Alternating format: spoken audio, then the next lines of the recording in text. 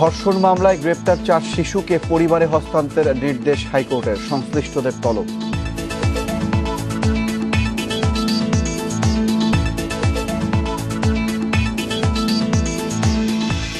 রোহিঙ্গা শিবিরে সংঘর্ষে জড়াচ্ছে 13টি সশস্ত্র দল, মাদক অপহরণ, চাঁদাবাজিতেও জড়িত।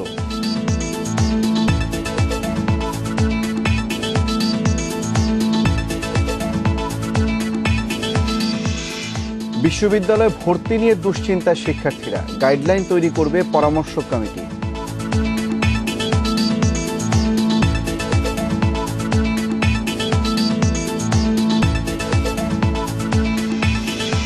15,000-এর বেশি মামলা আপিল বিভাগে বিচারাধীন, জট কমাতে উদ্যোগী সুপ্রিম কোর্ট।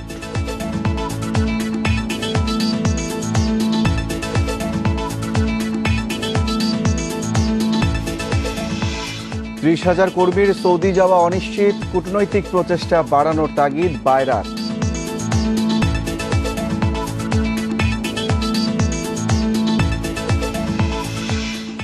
স্বাগত ইন্ডিপেন্ডেন্ট সংবাদে, শিরোনাম শুনছিলেন, এবারে পুরো খবর। বরিশালে ধর্ষণ মামলায় গ্রেপ্তার 4 শিশুকে অভিভাবকের কাছে পৌঁছে দেওয়ার নির্দেশ দিয়েছে হাইকোর্ট। রাতে আদালত বসিয়ে দেওয়া হয়েছে এই আদেশ। এতে রোববার 4 শিশু, তাদের অভিভাবক, বাকেরগঞ্জ থানার ওসি এবং জুডিশিয়াল ম্যাজিস্ট্রেটকে হাইকোর্টে হাজির হতে বলা হয়েছে। মঙ্গলবার বাকেরগঞ্জ থানায় 6 বছর বয়সের এক শিশুকে ধর্ষণের অভিযোগে তার বাবা নারী ও শিশু নির্যাতন দমন আইনে মামলা করেন। মামলার অভিযোগে বলা হয়, মামলার আসামিরা ওই শিশুটির খেলার সাথী। আসামিদের একজনের বয়স 11, বাকি 3 জনের বয়স দেখানো হয়েছে 10 বছর।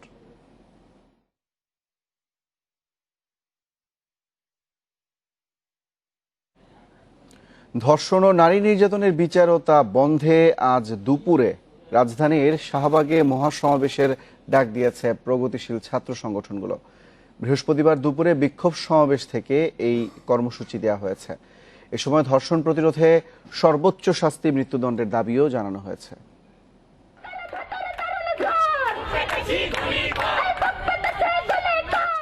নোয়াখালীর এখলাসপুরে বিবস্ত্র করে নারী নির্যাতন ও ধর্ষণের প্রতিবাদে বৃহস্পতিবার রাজধানীর নানা জায়গায় বিক্ষোভ ও মানববন্ধন করেছে বিভিন্ন সংগঠন। দুপুরে শাহবাগে বিক্ষোভ করে প্রগতিশীল ছাত্র সংগঠন। এ সময় সাম্প্রতিক সময়ের ধর্ষণ, নির্যাতনের জন্য ক্ষমতাসীন দলের নেতাকর্মীদের অভিযুক্ত করেন বিক্ষুব্ধরা।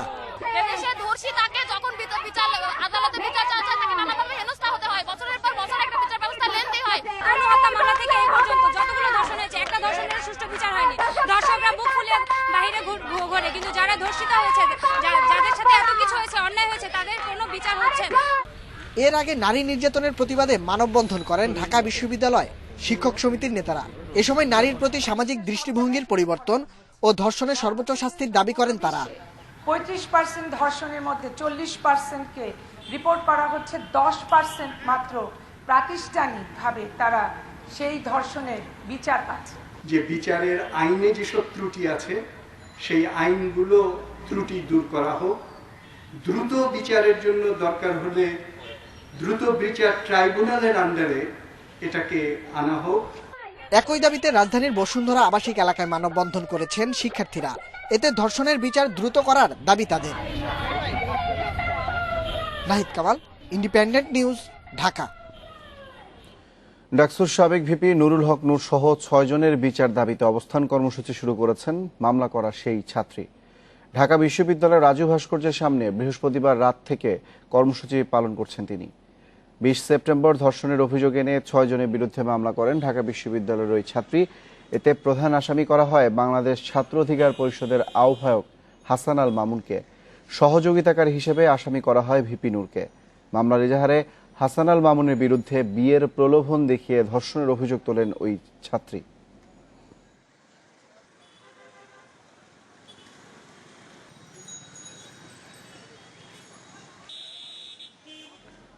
নোয়াখালীতে নারীকে বিবস্ত্র করে নির্যাতনের ঘটনায় দায়ের 2টি মামলা পিবিআইকে হস্তান্তরের নির্দেশ দিয়েছে পুলিশ সদর দপ্তর। জেলা পুলিশ সুপার আলমগীর হোসেন বৃহস্পতিবার রাতে এ তথ্য নিশ্চিত করেছেন। এদিকে এই ঘটনায় গ্রেপ্তার আবুল কালামকে 3 মামলায় 10 দিনের ও মাইনুদ্দিন শাহেদকে 1 মামলায় 2 দিনের রিমান্ডে দিয়েছে আদালত। নোয়াখালীর জ্যেষ্ঠ বিচারিক হাকিম মাশফিকুল হক বৃহস্পতিবার বিকেলে রিমান্ড আবেদন মঞ্জুর করেন।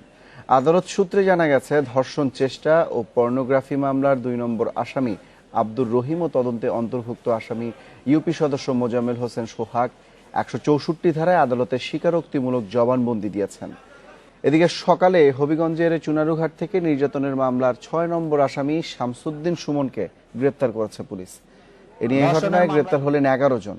আবুল কালামের 4 দিনের পুলিশ রিমান্ড মঞ্জুর করেন এবং ধর্ষণ চেষ্টার মামলাটিতে 3 দিনের পুলিশ রিমান্ড মঞ্জুর করেন এবং পর্নোগ্রাফি আইনের মামলাটিতে 3 দিনের পুলিশ রিমান্ড মঞ্জুর করেন। অর্থাৎ 4 দিন 3 দিন 3 দিন মোট 10 দিনের পুলিশ রিমান্ড মঞ্জুর করা হলো আবুল কালামের। সন্দিগ্ধ আসামি মাইনুদ্দিন শাহেদ তাকে ধর্ষণের চেষ্টা মামলায় 2 দিনের পুলিশ রিমান্ড মঞ্জুর করেছেন মাননীয় আদালত। সাভারের আশুলিয়ার তৈয়বপুরে 9 বছর বয়সী 3 শিশুকে ধর্ষণের অভিযোগ উঠেছে। এই ঘটনায় গ্রেপ্তার করা হয়েছে অভিযুক্ত বাড়ির মালিক হেলাল উদ্দিন শেখকে। আজ দুপুরে তাকে আদালতে তোলা হবে বলে পুলিশ জানিয়েছে। আশুলিয়া থানা পুলিশ জানায়, পোশাক শ্রমিক দম্পতি তাদের 9 বছর বয়সী যমজ 2 মেয়ে নিয়ে তৈয়বপুরে অভিযুক্ত হেলাল উদ্দিন শেখের বাড়িতে ভাড়া থাকেন। 6 অক্টোবর ওই দম্পতি তাদের 2 শিশু কন্যাকে বাসায় রেখে কাজে গেলে হেলাল 2 যমজ শিশু সহ পাশের বাড়ির আরও 1 শিশুকে কৌশলে নিজ ঘরে ডেকে নিয়ে ধর্ষণ করে। রাতে কারখানা থেকে ফিরে বাবা মা শিশুদের অসুস্থ দেখে তাদের জিজ্ঞাসা করলে ঘটনার বিস্তারিত জানতে পারেন। পরে পুলিশে খবর দিলে বাড়ির মালিক হেলাল উদ্দিন শেখকে গ্রেপ্তার করা হয়। স্বাস্থ্য পরীক্ষার জন্য 3 শিশুকে পাঠানো হয় ঢাকা মেডিকেল কলেজ হাসপাতালের 1 স্টপ ক্রাইসিস সেন্টারে।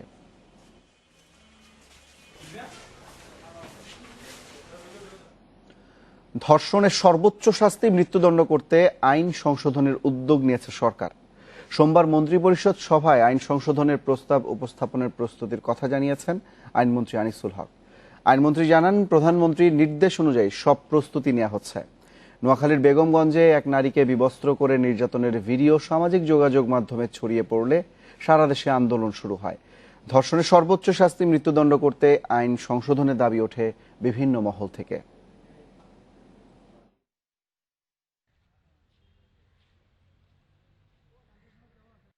গতকালকে আমি বলেছি যে এটা বিবেচনা করবে সরকার, এবং সেই প্রেক্ষিতে মাননীয় প্রধানমন্ত্রী জননেত্রী শেখ হাসিনার সাথে আমার কথা হয়েছে। জননেত্রী শেখ হাসিনা আমাকে বলেছেন যে এই আইনটা সংশোধন করার জন্য সংশোধনী সহ এটা আগামী সোমবার মন্ত্রিসভার বৈঠকে এটাকে উপস্থাপন করতে, এবং আমি সেই জন্য প্রস্তুতি নিচ্ছি। আধিপত্য বিস্তার নিয়ে কক্সবাজারের টেকনাফ উখিয়ার 34টি রোহিঙ্গা শিবিরে এখন সংঘর্ষে জড়াচ্ছে অন্তত 13টি সশস্ত্র দল, যারা মাদক বাণিজ্য, অপহরণ আর চাঁদাবাজিতেও জড়িত। এরা আগে দা, ছুরি, বল্লমের মতো সাধারণ অস্ত্রশস্ত্র নিয়ে চলাফেরা করলেও এখন অনেকেরই হাতে দেখা যাচ্ছে স্বয়ংক্রিয় রাইফেল আর AK-47 মতো মারাত্মক অস্ত্রশস্ত্র। অবশ্য পুলিশের দাবি, সবকিছুই রয়েছে তাদেরই নিয়ন্ত্রণে। 2017 সালে সবশেষ রোহিঙ্গা অনুপ্রবেশের পর প্রথম বছর কিছুটা স্থিতিশীল ছিল রোহিঙ্গা শিবিরগুলো, কিন্তু বছর ঘুরতেই ক্রমশ শক্তি অর্জন করে নানা অপরাধে যুক্ত হতে শুরু করে রোহিঙ্গারা। স্থানীয় সূত্রগুলো বলছে, টেকনাফ ও উখিয়ার ক্যাম্পগুলোতে তৈরি হয়েছে অন্তত 13টি সশস্ত্র দল। সাধারণ রোহিঙ্গাদের অভিযোগ, এসব সশস্ত্র গোষ্ঠীর কাছে অনেকটা জিম্মি তারা। দিনে আইনশৃঙ্খলা বাহিনীর নানামুখী তৎপরতায় কিছুটা চুপচাপ থাকলেও রাতে পাল্টে যায় ক্যাম্পের দৃশ্যপট। চাঁদা, মাদক বাণিজ্য, চোরাচালান সহ বিভিন্ন অপরাধে যুক্ত এসব সশস্ত্র দল নিজেদের শক্তি জানান দিতে হরহামেশা নির্যাতন করে সাধারণ রোহিঙ্গাদের। রাতে এখানে আল ইয়াকিন গ্রুপ এসে আমাদের রেজিস্টার্ড ক্যাম্পে গুলি মারে, দিনে রাতে আমাদের মারতে থাকে।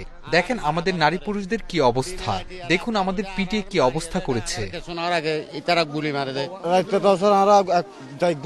রাতে আমরা ঘুমাতে পারি না, আমাদের অযথা মারধর করে, পালিয়ে এদিক ওদিক চলে যেতে হয়, রাস্তাঘাটে ঝোপে লুকিয়ে থাকি। আমরা 1992 সালে এসেছি, আমার জন্ম এখানে। নিরাপত্তা বাহিনী মাঠে না থাকলে আমাদের কোনো নিরাপত্তাই নাই। নানা অপরাধে রোহিঙ্গা সন্ত্রাসী গ্রুপগুলোর সদস্যদের বিরুদ্ধে গেল 4 বছরে করা প্রায় 750 মামলার মধ্যে 60টির বেশি খুনের মামলা ও 65টি অস্ত্র মামলা। বিশাল এলাকায় বিপুল জনবসতি, ভৌগোলিক দুর্গমতা ও ভাষা জটিলতায় চ্যালেঞ্জের মুখে পড়তে হয় আইনশৃঙ্খলা রক্ষা বাহিনীর বিভিন্ন উইংকে। তবে পুলিশ বলছে ক্যাম্পে কারো আধিপত্য সহ্য করা হবে না। সমস্ত বিষয়গুলো আমাকে জানতে হবে। এখানে আধিপত্যের কিছু নাই, এখানে আধিপত্য থাকবে আইনশৃঙ্খলা রক্ষাকারী বাহিনীর। আমাদের যে আইনশৃঙ্খলা রক্ষাকারী বাহিনী আছে, যৌথ প্যাট্রোলিং আছে, আধিপত্য থাকবে তাদের, অন্য কারোর আধিপত্য থাকার কোনো সুযোগ এখানে নাই। নিরাপত্তা বিশ্লেষকরা বলছেন নিজেদের আধিপত্য ও শক্ত অবস্থানই মাদক ও মানব পাচারের আন্তর্জাতিক চক্রগুলোর কাছে এসব সশস্ত্র দলের গুরুত্ব বাড়ায়। সেজন্য মরিয়া এসব বিবাদমান পক্ষ। তাই এদের প্রতিরোধে ক্যাম্পের ভেতর গোয়েন্দা নজরদারি বাড়ানো দরকার বলে মতামত তাদের। এটা শুধু আমাদের অঞ্চলের জন্য না, মিয়ানমারের জন্য এক ধরনের ঝুঁকি সৃষ্টি করছে। তো এই জিনিস থেকে, এটা থেকে পরিত্রাণ পাওয়ার এখন উপায় কি? পরিত্রাণ হচ্ছে সেখানে গোয়েন্দা নজরদারি বাড়াতে হবে। যেখানে শিবিরগুলোতে যারা মাঝি আছে বা নেতা আছে তাদেরকে অনেক বেশি, আরো বেশি তাদেরকে তৎপর হওয়ার জন্য তাগাদা দিতে হবে। রোহিঙ্গাদের এসব হানাহানি চরম নিরাপত্তাহীনতায় ফেলেছে টেকনাফ উখিয়ার প্রায় ৩ লাখ স্থানীয়দেরকেও। গত ৩ বছরে পুলিশ সহ আইনরক্ষা বাহিনীর সাথে গোলাগুলিতে মারা গেছে শতাধিক রোহিঙ্গা। অনুপম শীল, ইন্ডিপেন্ডেন্ট নিউজ, কক্সবাজার। বিশ্ববিদ্যালয়ে ভর্তি প্রক্রিয়া কেমন হবে সেটি নিয়ে এখন দুশ্চিন্তায় শিক্ষার্থীরা। মঞ্জুরি কমিশন বলছে উচ্চশিক্ষায় আসন আছে 23 লাখ। গুচ্ছ পদ্ধতিতে ভর্তি পরীক্ষার পথে এগুচ্ছেন ইউজিসি। তবে জিপিএর কারণে যেন কেউ বঞ্চিত না হয় সেদিকেও খেয়াল রাখবে তারা। করোনার কারণে এবছর হচ্ছে না এইচএসসি পরীক্ষা। ফল নির্ধারণ হবে জেএসসি ও এসএসসি পরীক্ষার নম্বরের ভিত্তিতে। এখন শিক্ষার্থীদের চিন্তা বিশ্ববিদ্যালয়ের ভর্তি পরীক্ষা নিয়ে। বিশেষ করে এসএসসিতে যাদের জিপিএ কম তারা আবেদন করতে পারবেন কিনা তা নিয়ে আছেন দুশ্চিন্তায়। ভার্সিটি অ্যাডমিশনের জন্য সরকার একটা ভালো পদক্ষেপ নেওয়া উচিত আমাদের মধ্যে। জেএসসি এবং এসএসসি পরীক্ষায় খারাপ করেছে, তারা হয়তো বা তুলনামূলক এইচএসসিতে অনেক ভালো করতে পারত। ভর্তি পরীক্ষায় এই দিকটি কিভাবে নেবে এখন পর্যন্ত সেই সিদ্ধান্ত নেওয়া হয়নি।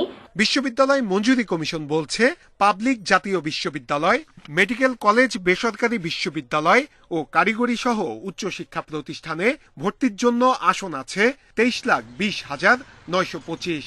এর মধ্যে পাবলিক বিশ্ববিদ্যালয় ও মেডিকেল কলেজ মিলিয়ে আসন 64,000। আর এখানকার ভর্তি পরীক্ষায় হয় তীব্র প্রতিযোগিতা। কমিশন বলছে যেসব পাবলিক বিশ্ববিদ্যালয় গুচ্ছ পদ্ধতিতে পরীক্ষায় আসবে তাদের নিয়েই কাজ শুরু হচ্ছে। এই শিক্ষাবর্ষে পাবলিক বিশ্ববিদ্যালয়গুলোতে গুচ্ছ পদ্ধতিতে ভর্তি পরীক্ষা নেওয়ার যে সিদ্ধান্ত হয়েছে, এখনো আমরা সেই সিদ্ধান্তে আছি এবং আমরা আশা করছি যে এই গুচ্ছ পদ্ধতিতে ভর্তি পরীক্ষা নিতে কোনো অসুবিধা হবে না। শিক্ষা বোর্ড বলছে ফল মূল্যায়নের জন্য গঠন করা কমিটি বিশ্ববিদ্যালয়ের ভর্তির বিষয়ে একটি গাইডলাইন তৈরি করবেন। এতে থাকবেন ঢাকা বিশ্ববিদ্যালয়, বুয়েট ও মেডিকেল কলেজের একজন করে শিক্ষক। উচ্চশিক্ষা প্রতিষ্ঠানের প্রতিনিধি আসবে না, ব্যক্তিগতভাবে কেউ আসবে না। সুতরাং তাদেরকে আমরা তাদের পরামর্শ আমরা নেব এবং তাদের পরামর্শ অনুযায়ী আমরা কাজটা যখন করব তখন দেখা যাবে যে তারা যখন ভর্তির কার্যক্রমটা শুরু করবে নিশ্চয়ই এইগুলি বিবেচনা করেই তারা ভর্তির কার্যক্রমটি শুরু করবে। শিক্ষাবিদরা বলছেন শিক্ষার্থীরা যেন ক্ষতিগ্রস্ত না হয় সেদিকে খেয়াল রাখতে হবে। প্রয়োজনে ভর্তি পরীক্ষায় এসএসসি ও এইচএসসির ফলের ভিত্তিতে যে নম্বর যোগ করা হয় তা কমিয়ে দেয়া যেতে পারে। করোনার সংকটের নানা ধরনের সীমাবদ্ধতার মাঝে আমাদের শিক্ষার্থীরা আছে। উচ্চশিক্ষা প্রতিষ্ঠানের আসন সংখ্যা খুবই সীমিত, অতএব সেখানে সেই সার্বিক বিবেচনা করেই ছাত্রছাত্রীদের ন্যূনতম যে যোগ্যতাটা তারা নির্ধারণ করবেন অন্যান্য ছাত্রদের স্বার্থের অনুকূলেই যাবে। এইচএসসি পরীক্ষার পরে শিক্ষার্থীদের একটি বড় অংশ প্রবেশ করে চাকরির বাজারে।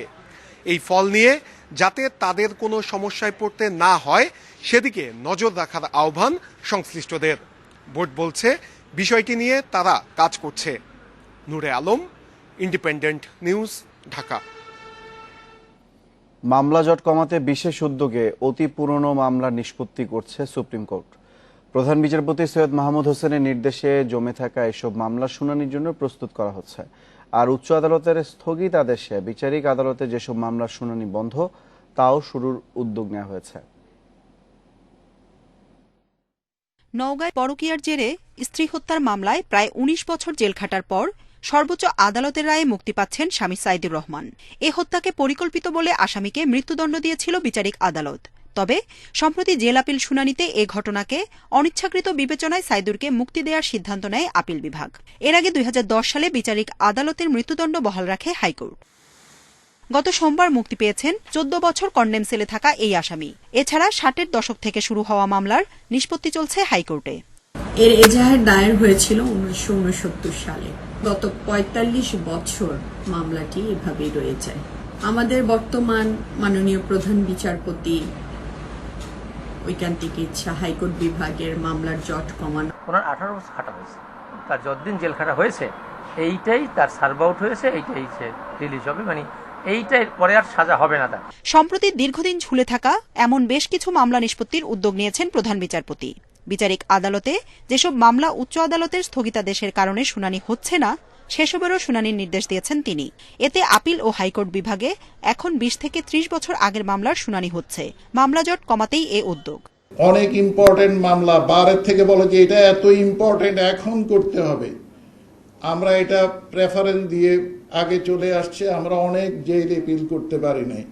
এখন আমি বলেছি যে সিরিয়াল ছাড়া কোনো মামলা হবে না। বহু মামলায় কোনো আইনজীবী আর আসছেন না, কারণ হয়তো দেখা যাচ্ছে যে কারণে তারা মামলাগুলি করেছিলেন সেই মামলার উদ্দেশ্যও শেষ হয়ে গিয়েছে। শুনানির ব্যাপারেও একটা নতুন সিদ্ধান্ত নিয়েছেন যে অহেতুক সময়ক্ষেপণ করতে দিচ্ছে না। এখন আপিল বিভাগে বিচারাধীন মামলা ১৫,৪৬০টি আর হাইকোর্ট বিভাগে বিচারাধীন মামলার সংখ্যা ৪,৮৯,০৬৮টি। জান্নাতুল ফেরদাউস তানভি, ইন্ডিপেন্ডেন্ট নিউজ, ঢাকা। চাঞ্চল্যকর মামলা দ্রুত নিষ্পত্তিতে কাজ করবেন অগ্রাধিকারের ভিত্তিতে। রাষ্ট্রীয় স্বার্থ রক্ষার সব মামলায় নেবেন কার্যকর ভূমিকা। প্রাথমিক প্রতিক্রিয়া এসব কথা জানিয়েছেন নতুন attorney general AM Amin Uddin. এর আগে তাকে নিয়োগ দেন রাষ্ট্রপতি মোহাম্মদ আব্দুল হামিদ। বৃহস্পতিবার এ তথ্য নিশ্চিত করে আইন মন্ত্রণালয়ের বিজ্ঞপ্তি প্রকাশ হয়।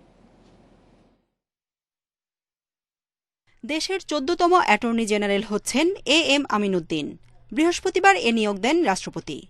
এতে প্রয়াত মাহবুবে আলমের স্থলাভিষিক্ত হচ্ছেন সুপ্রিম কোর্ট আইনজীবী সমিতির এই সভাপতি। আইনজীবী নেতার মতো রাষ্ট্রের প্রধান আইন কর্মকর্তা হিসেবেও তার সাফল্য কামনা করেছেন আইনজীবীরা।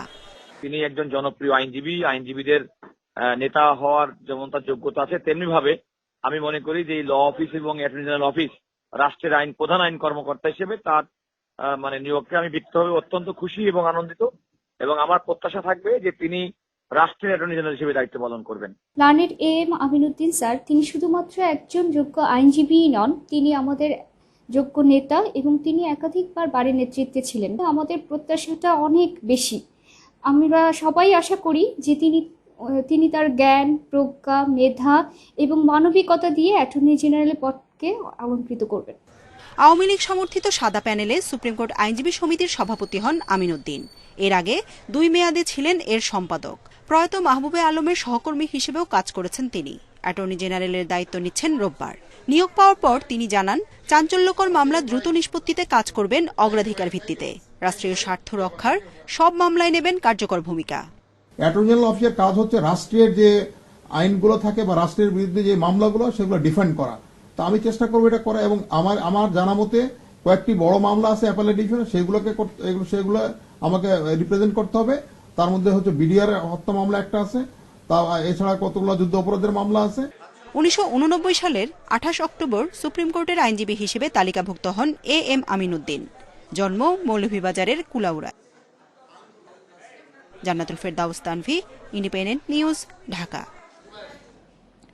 করোনা মহামারীতে সৌদি আরব থেকে ফিরে দেশে আটকে পড়া অন্তত 30,000 কর্মীকে ফেরত পাঠানো অনিশ্চিত।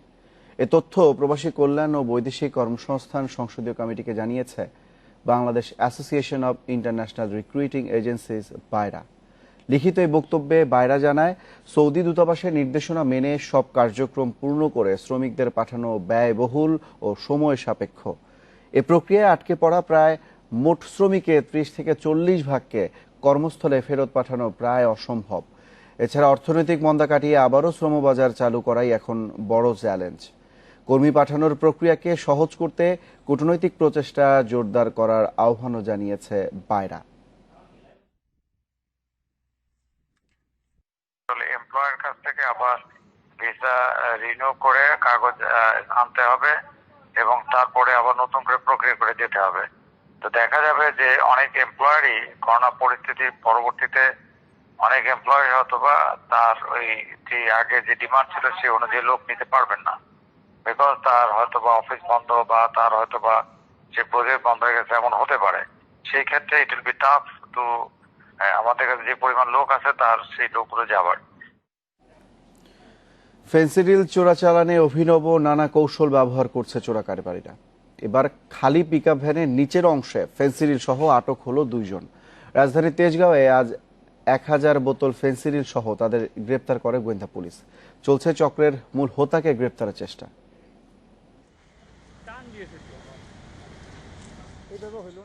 পিকআপ ভ্যানে যশোরের বেনাপোল থেকে মাদকের চালান রাজধানীতে।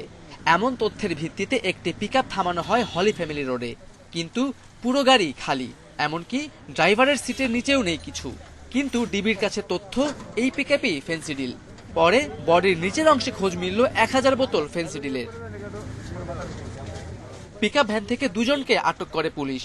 তারা জানায় যশোরের বেনাপোল সীমান্ত থেকে এসেছে এসব ফেন্সিডিল। 15,000 টাকায় তারা মাদকের চালানটি বহন করছিল। আমি আটাঘাটে কাজ করি, কিন্তু আমারে কইছে যে 7,000 টাকা দেবে, আমি গাড়িতে আইছি। কোনো ভাড়া না, গাড়ি আছে মহাজনদের, গাড়ি ওরে দেবে ডিআর করে দেবে 15,000। ডিবি পুলিশ বলছে মাদক পরিবহনে বারবার কৌশল পাল্টায় চোরা কারবারিরা, কখনো ফলের ঝুড়িতে, কখনো মরদেহবাহী গাড়ি, আর এবার খালি পিকআপের বডির নিচের অংশে।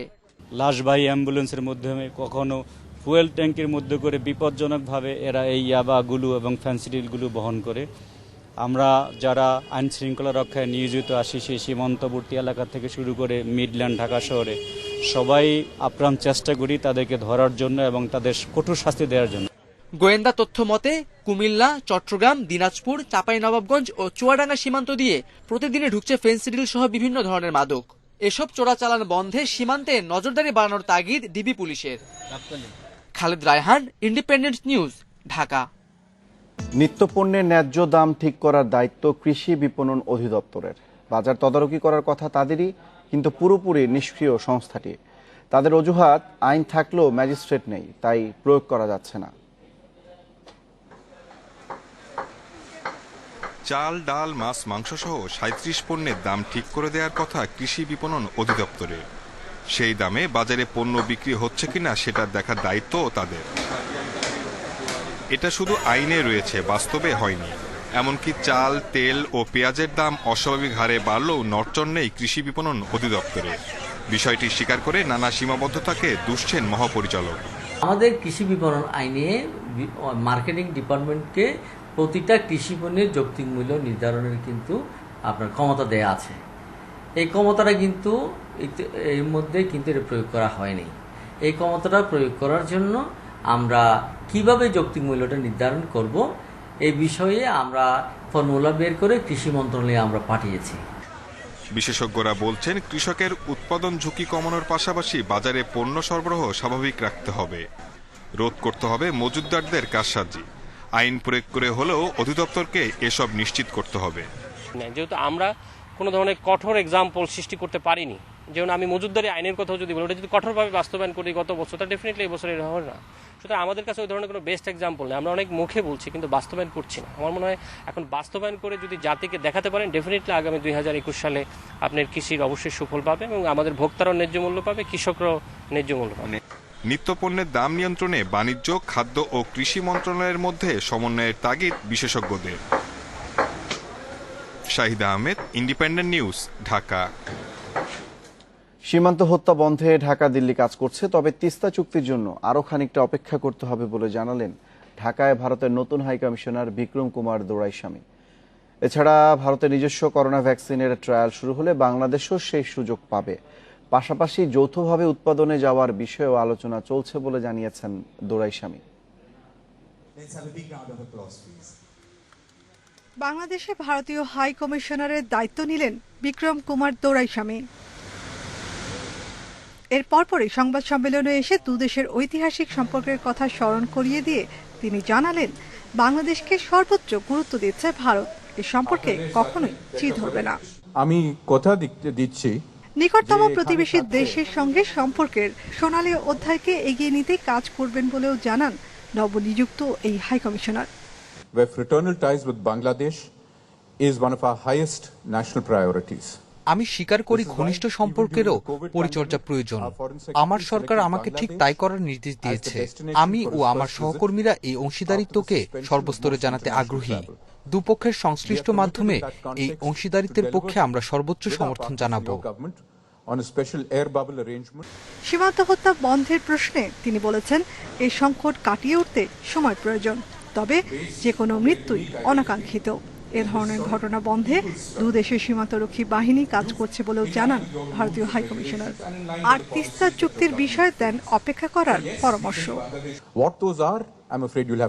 এদেশের মানুষের চাহিদার দিকে আমাদের সমান নজর রয়েছে। এই বিষয়ে আরো অপেক্ষা করতে হবে। সীমান্তের মৃত্যুর ঘটনাগুলো সাধারণত রাতে ঘটে। সেই সময় প্রকৃত ঘটনা ঠিকমতো বোঝা দুই বাহিনীর জন্যই কঠিন। তারপরও সীমান্তে মারণাস্ত্রের ব্যবহার কমিয়ে আনার চেষ্টা চলছে। Mutually acceptable solutions.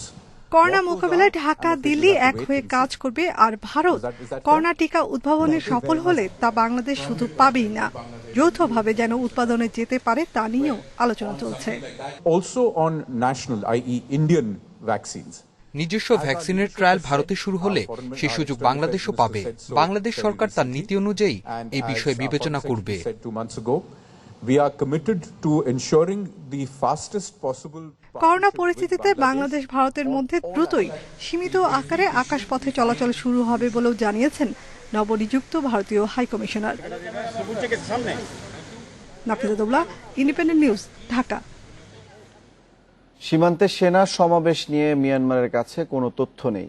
ঘুমধুম সীমান্তে বিজিবির সঙ্গে পতাকা বৈঠকে কথা জানিয়েছে দেশটির সীমান্তরক্ষী বাহিনী বিজিপি।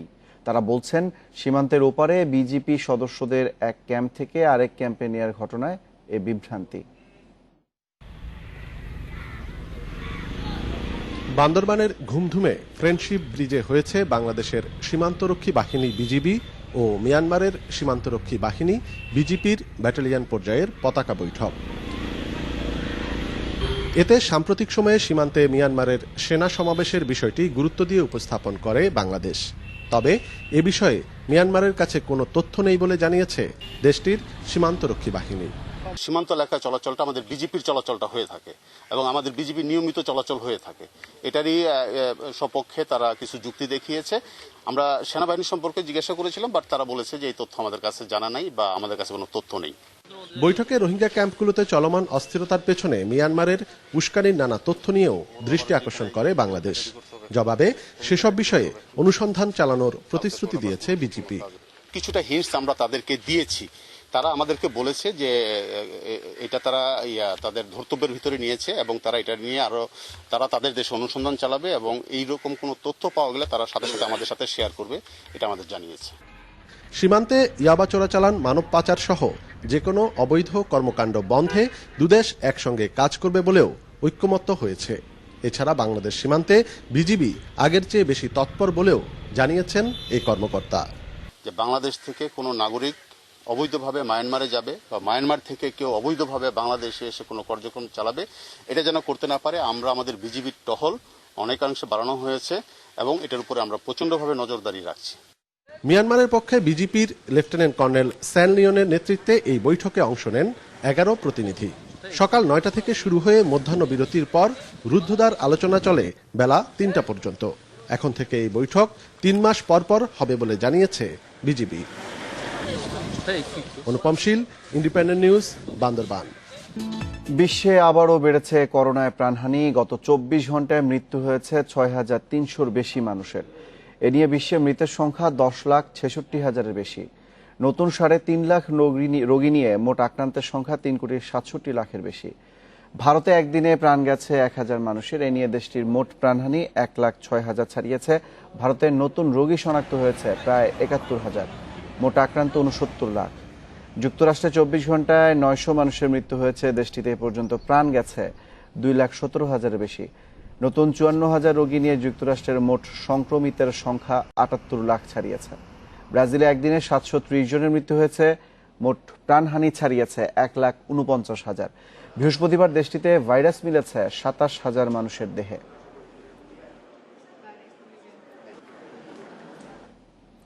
আন্তর্জাতিক প্রীতি ম্যাচে দাপুটে জয় পেয়েছে ইংল্যান্ড। ওয়েলসকে ৩-০ গোলে উড়িয়ে দিয়েছে থ্রি লায়ন্স। এদিকে শেষ মুহূর্তে নাটকীয়তায় জয় বঞ্চিত বেলজিয়াম। ১-১ গোলে ড্র করেছে আইভরি কোস্টের বিপক্ষে। ওয়েম্বলি স্টেডিয়ামে ৭ পরিবর্তন নিয়ে নামে ইংল্যান্ড। ফ্রন্ট লাইনে কেইন স্টার্লিংদের বদলে তরুণদের পরখের সুযোগ থ্রি লায়ন্সের। আস্থার প্রতিদান দিতে দেরি করেননি অভিষিক্ত ক্যালভার্ট লুইন। দুর্দান্ত হেডারে এগিয়ে দেন দলকে। বিরতির পর আরও আক্রমণাত্মক ইংল্যান্ড ৫৩ মিনিটে নিখুঁত ফিনিশিংয়ে স্কোরশিটে নাম লেখান সেন্টার ব্যাক কৌডি। ১০ মিনিটের ব্যবধানে বাইসাইকেল কিকে জয়ের ব্যবধান বাড়ান ড্যানি ইংস। ন্যাশনস লিগে রোববার ইংল্যান্ডের প্রতিপক্ষ বেলজিয়াম। এর ৩ দিন পর ডেনমার্কের বিপক্ষে লড়বে সাউথগেটের দল। ইন্ডিয়ান প্রিমিয়ার লিগ আইপিএলে কিংস 11 পাঞ্জাবকে ৬৯ রানে হারিয়েছে সানরাইজার্স হায়দ্রাবাদ। ২০২ রানের টার্গেটে পাঞ্জাব থেমেছে ১৩২-এ। ব্যর্থ রাহুল আগারওয়াল জুটি। হতাশ করেছেন সিমরান সিংও। বৃথা গেছে নিকোলাস পুরানের একক চেষ্টা। ৩৭ বলে ৭৭ রান করেন ক্যারিবিয়ান এই তারকা। তবে শেষ দিকে আস্কিং রেটের সাথে পাল্লা দিয়ে রান তুলতে পারেনি পাঞ্জাব। এর আগে টস জিতে ব্যাট করতে নেমে ওয়ার্নার বিয়ারিস্টোর উদ্বোধনী জুটি থেকে আসে ১৬০ রান। ১৬তম ওভারে ওয়ার্নার ফেরেন ৫২ রান করে। অন্য প্রান্তে ঝোড়ো ব্যাটিংয়ে সেঞ্চুরির পথে এগোচ্ছিলেন বিয়ারিস্টো। তবে ৩ রানের আক্ষেপ নিয়ে ফেরেন ৯৭ করে। শেষ দিকে উইলিয়ামসন ও অভিষেক শর্মার ক্যামিওতে ২০০ পার করে হায়দ্রাবাদ।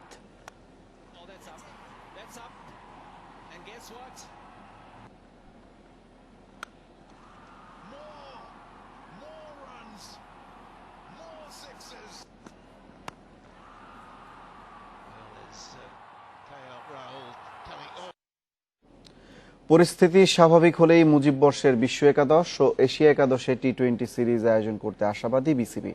স্থগিত ম্যাচ দুটি আয়োজনের ভাবনা এখনও ভালোভাবেই বিসিবি পরিকল্পনায় আছে জানিয়েছেন প্রধান নির্বাহী নিজামুদ্দিন চৌধুরী। এদিকে বিসিবি প্রেসিডেন্ট কাপ নামে ওয়ানডে টুর্নামেন্ট শুরু হচ্ছে রোববার। কাল করোনা টেস্টের পর শনিবার হোটেলে উঠবেন ক্রিকেটাররা। ঘরোয়া ক্রিকেট ফেরানোর প্রক্রিয়া শুরু করেছে বিসিবি। জাতীয় দলের ক্যাম্পে থাকা ক্রিকেটাররা খেলেছে দুটি 2 দিনের প্রস্তুতি ম্যাচ। ১১ অক্টোবর শুরু হচ্ছে ৩ দলের ওয়ানডে সিরিজ। মধ্য নভেম্বরে টি-20 টুর্নামেন্ট। সব স্বাভাবিক থাকলে জানুয়ারিতে ঘরের মাঠে উইন্ডিজ সিরিজ দিয়ে আন্তর্জাতিক ক্রিকেটে ফিরবে টিম টাইগার্স। সবকিছু স্বাভাবিক হতে শুরু করায় মুজিব বর্ষের দুটি টি-20 ম্যাচ নিয়েও আশা বাড়ছে। বৃহস্পতিবার বিসিবির প্রধান নির্বাহী জানিয়েছেন পরিস্থিতি স্বাভাবিক হলেই স্থগিত বিশ্ব একাদশ ও এশিয়া একাদশের টি-20 সিরিজ আয়োজন করবে বোর্ড। মুজিব 100 নিয়ে আমাদের শুধুমাত্র খেলা আয়োজন না, এছাড়াও আমাদের কিছু নিজস্ব পরিকল্পনা ছিল। পরিবেশ পরিস্থিতি অনুকূলে থাকলে এই সময়ের মধ্যে যদি সম্ভব হয় সেটা কিন্তু আমরা একবারে আমাদের প্ল্যানিংয়ের বাইরে নিয়ে যাইনি। এখনো আমাদের প্ল্যানিং সেভাবেই আছে। এ ব্যাপারে যখন পরিবেশ পরিস্থিতি অনুকূলে থাকবে তখন হয়তো আয়োজন করা সম্ভব হবে। ক্রিকেটারদের আর্থিক অবস্থা নিয়ে ভাবছেন কর্তারা। কর্পোরেট টি-20 টুর্নামেন্টে ম্যাচ ফি থাকছে, তবে প্রেসিডেন্টস কাপে সেটা থাকছে না।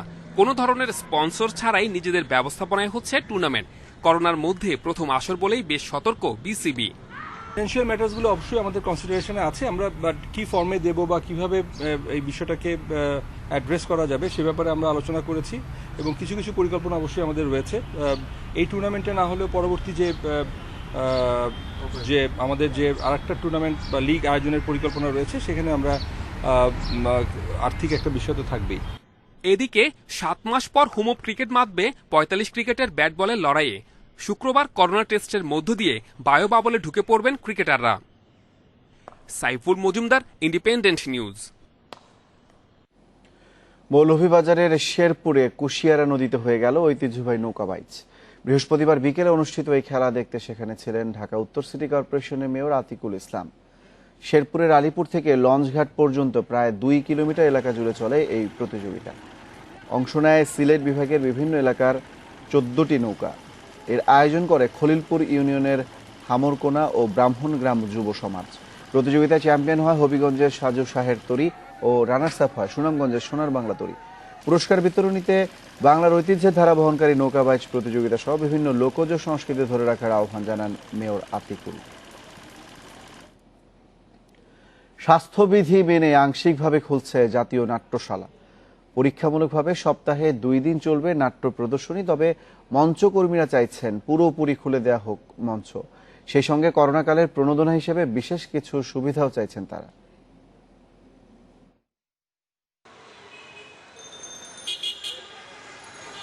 করোনা মহামারীর কারণে মুখ থুবড়ে পড়েছে সংস্কৃতি চর্চা।